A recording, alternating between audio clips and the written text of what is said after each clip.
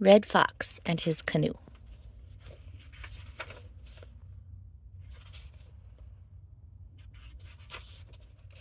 Like all Indian boys, Red Fox had a canoe to go fishing in, but he wanted a bigger one. So he went to his father and said, "I need a new canoe. Will you make me a bigger one?" "Sure," said his father. "How big a one do you want?" "I want the biggest canoe in the whole world," said Red Fox, "bigger than any other there is." "That may not be a good idea," said his father, "but let's go to the woods and see."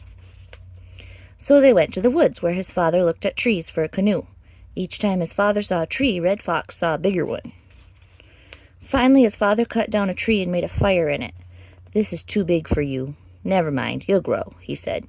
Red Fox, who was helping scrape the burned wood out of the tree, said, "No canoe is too big for me. The bigger the better, I say."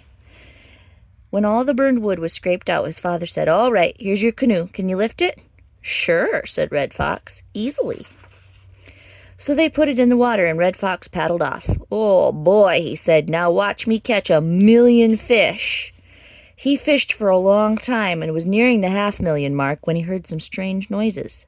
Splash, crunch, splat. So he went to look, and there was a bear in the water trying to catch fish. When Red Fox got a little closer, the bear saw him and saw all his fish. "Hey," said the bear, "that's just what I've been looking for." "Cut that out," said Red Fox. "Those fish are mine." "Not now they're not," said the bear, and he ate them all. "Can I go now?" Red Fox asked when the bear was through. "Sure," said the bear. "And I'm coming too. This is the best way to fish. Now get going." So Red Fox got going. After a while, the bear saw a friend. "Look here," he said. "Come on out and join the party." "Can Al come too?" said the friend. "Sure," said the bear. "It's a big canoe. Bring Al along." So Al came along too, and all three bears caught fish, while Red Fox paddled. How could he get rid of the bears? Then Red Fox thought of a trick to get rid of the bears. "Look here," he said. "Look in the water." All the bears turned and looked, and the canoe tipped way over. But before Red Fox could tip it all the way, 2 otters came aboard. "Thank you," said the otter. "We were getting tired of the water." "It's lucky this is a big canoe," said the other otter. "We can do our fishing from here. Go over that way. There are more fish there." So they passed underneath. As they passed underneath the limb of a tree, a raccoon jumped into the canoe. "Excuse me," he said. "I want to wash a piece of meat." Then the bears began to get sleepy. "You," said one of them to Red Fox, "move over. I want to take a nap." "I can't," said Red Fox. "I have no place to move." "Then get out of the boat," said the bear. "I will not," said Red Fox. "This is my canoe. You get out." "It's a big canoe," said the bear. "There's room for all." And he went to sleep.